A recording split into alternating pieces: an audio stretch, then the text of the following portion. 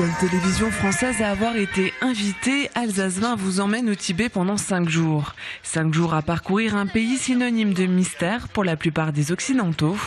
Arrivés à Pékin la veille, nous embarquons pour Lhasa.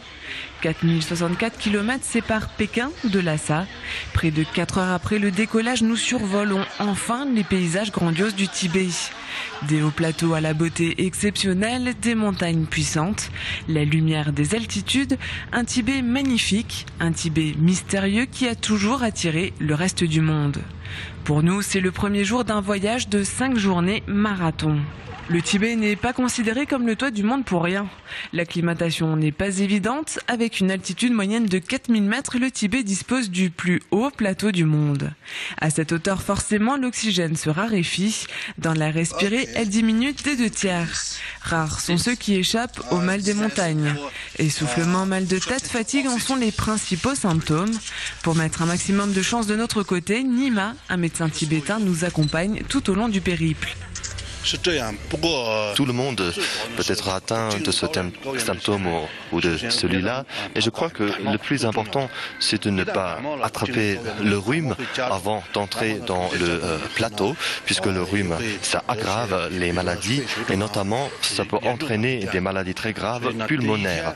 Donc, je propose vivement qu'on se repose pleinement lors de la première journée, et il ne faut pas bouger trop fort et il faut manger léger.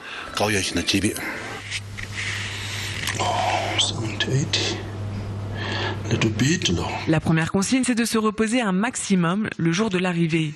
Il faut aussi se montrer prudent tout au long du séjour, veiller à ne pas marcher trop vite, par exemple. Nima est notre médecin pour le voyage.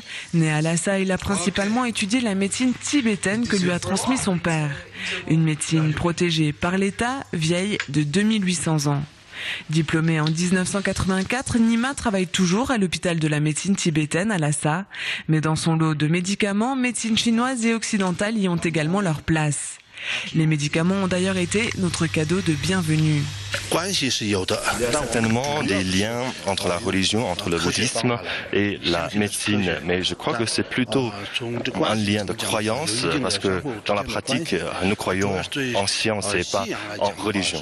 Nous avons préparé des médicaments traditionnels chinois, tibétains et aussi de la médecine occidentale.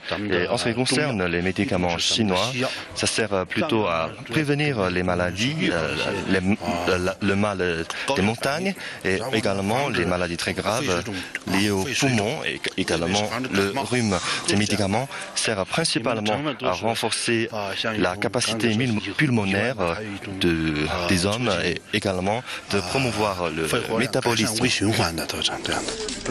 L'âge, la forme physique, autant de facteurs qui ne nous rendent pas tous égaux face à l'altitude. En cas de forte crise, la seule solution reste de redescendre calmement de 500 mètres au minimum. Il est également possible de se procurer des bouteilles d'oxygène, un confort immédiat qui ne guérit pas le mal. Pour guérir, il faut s'armer de patience et laisser faire l'acclimatation naturelle.